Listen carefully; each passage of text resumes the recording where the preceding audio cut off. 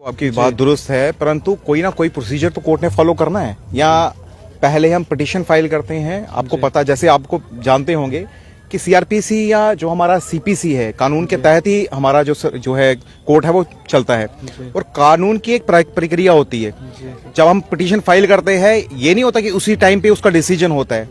हर तथ्यों को, अब देखिए डोजर कितने पेजेस का था। अब हर एक पेज को खंगालते हुए, हर पेज को पढ़ते हुए जज साहब ने भी वहां पे उसको संज्ञान में लेना है। जो अपोजिट रिस्पोंडेंट्स हैं, they also have to go through the file. Petitioners का काम ये होता है कि केस को रखना। ये कोई जादू की छड़ी नहीं है कोर्ट्स कि आप जादू की छड़ी घुमाएंगे और कोर्ट में से बंदा बाहर आ जाएगा, ऐसा नहीं होता है। और खासकर मैं मीडिया से भी एक रिक्वेस्ट करना चाहता हूं कि वो एक रिस्पॉन्सिबल रोल अपनाएं। आप ये, मेरे को लगता है ये प्रॉब्लम ही मीडिया की क्रिएट की गई है कि ये हर बार लोगों को ये बताना कि आज महराज मलिक बाहर आ रहे हैं। महराज मलिक ऐसे नहीं, उन एडवोकेटों का ये कहना है कि नेक्स्ट हियरिंग में लग रहा है कि महराज मलिक बाहर आएंगे, तो मीडिया को तो बात वो कर, वही बता रहा हूँ, प्रोसीजर होता है। जब भी आप केस फाइल करते हैं, the court has to see prima facie. कभी कभी प्राइमा फेशियाई देख के, क्योंकि आपको मैं ये बता दूं कि किसी किसी केसेस में क्या होता है, किसी किसी केसेस में पीएसए में ही 15 दिन में लोग बाहर आ रहे हैं, किसी में 6 महीने लगते हैं और किसी में साल लगता है। तो साल से इसका मैक्सिमम लिमिट ही साल है। अब जिसका 15 दिन में होता है, आप उसको कैटेगराइज नहीं कर सकते कि 15 दिन में ही सबको आना है, क्योंकि हर बंदे का डोजर अलग तरीका होता है, हर बंदे का प्रोसीजर अलग तरीके से होता है। किसी का प्राइमा फेशी देखा जाता है, किसी का ऑन मेरिट्स होता है। अब आपको पता करना होता है कि प्राइमा फेशी क्या होता है और ऑन मेरिट्स क्या होता है। प्राइमा फेशी होता है जब जज को लगता है हाँ भाई इसका केस जो है प्रॉपरली तरीके से जो है हम 1 या 2 दिन हियरिंग देके इसको हम छोड़ सकते हैं। परंतु ऑन मेरिट्स जब जाते हैं, तब उस डोजर को भी हमें देखना पड़ता है कि इस डोजर में कितनी चीजें लिखी हैं। आप मेरे को बताइए कितनी एफआईआर है उसके ऊपर। अब उस एफआईआर का जज को बताने में कि एक एक उसको खंगालने में कि इस एफआईआर में पब्लिक ऑर्डर इन्वॉल्व है या इसमें जो पब्लिक पीस को जो है उसमें खतरा है, अब ये बताना है, ये किसका काम है? ये एडवोकेट्स का काम है। एडवोकेट्स अपनी ड्यूटी पूरी तरह से निभा रहे हैं, क्योंकि वकील का काम क्या है, किसी को हम गारंटी नहीं देते कि आप बाहर आएंगे। हमारा गारंटी क्या होती है, हम अच्छी तरह लड़ेंगे और अच्छी तरह उसका केस लड़ा जा रहा है, अच्छी तरह हर चीज उनके पक्ष रखे जा रहे हैं। Now it is up to the court, they have to see कि हाँ भाई उन्होंने कहां तक उस प्रोसीजर को जो है, जो हमने उनको चीजें बताई हैं। अब आप हमारा जो, मेरी बात सुनिए, 2 महीने में तो हमारा ही केस कंक्लूड हुआ है अभी बताना, क्योंकि डोजर बहुत बड़ा था। अब हमें दूसरी पार्टी को भी तो उन्होंने जज साहब ने सुनना है कि हम, अब आप फेवर करेंगे, आप चाहते हैं महराज मलिक बाहर आए, आपके चाहने से कुछ नहीं होगा, चाहते तो पूरी जनता है, परंतु प्रोसीजर को तो अपनाना है। जज साहब ने दूसरी पार्टी को सुनना नहीं है क्या?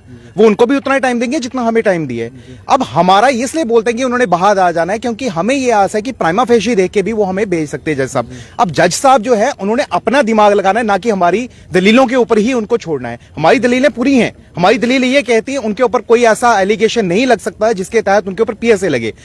पब्लिक ऑर्डर जो है वो दैट इज डिफरेंट थिंग, ठीक है ना, और law and order is a different thing. Law and order की अगर व्यवस्था जो है वो खराब है तो उनके ऊपर आपको पीएसए नहीं लगता है, तब आपको एफआईआर लगती है।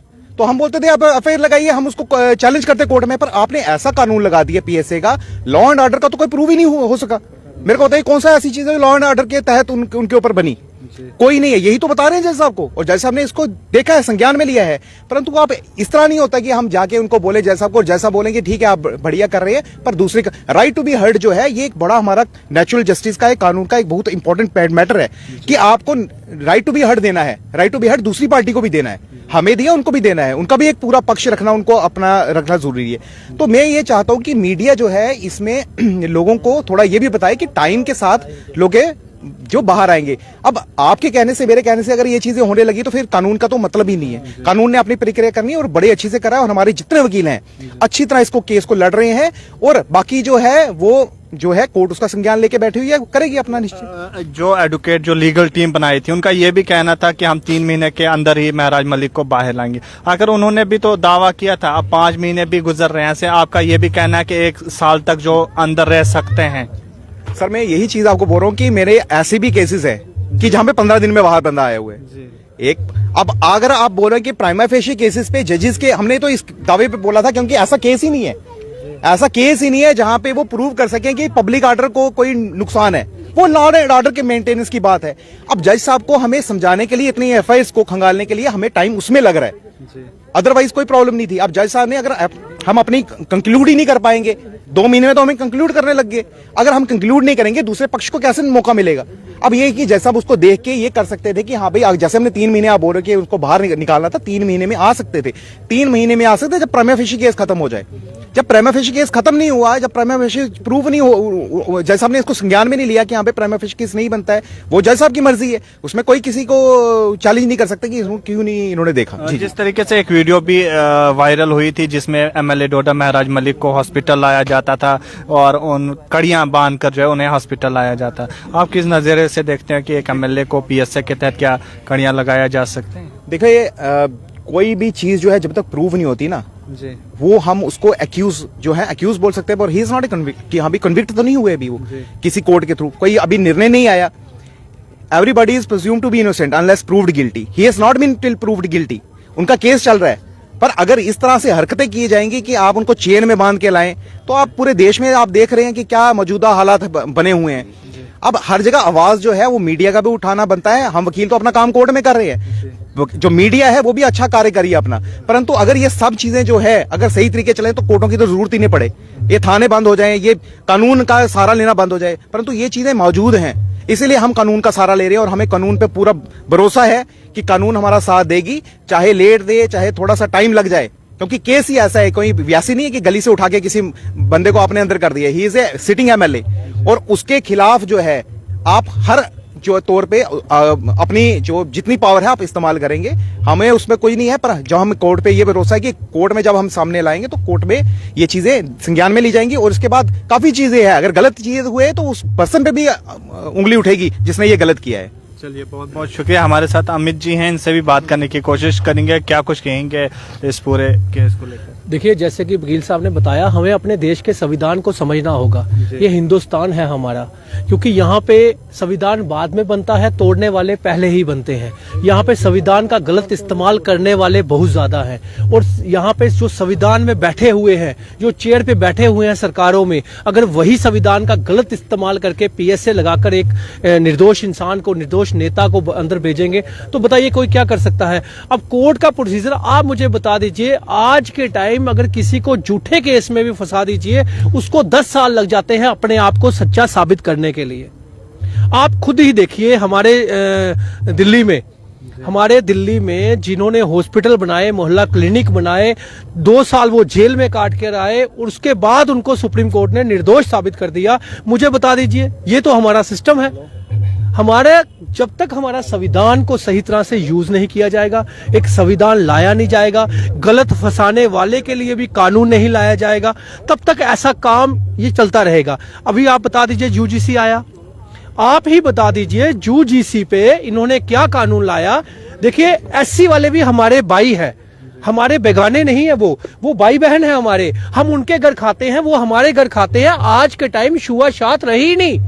आज के टाइम ऐसी बात ही नहीं है कि मैं खत्री हूं तो दूसरा शेड्यूल कास्ट है या महाजन है या राजपूत है या कोई भी है शेड्यूल कास्ट या ओबीसी।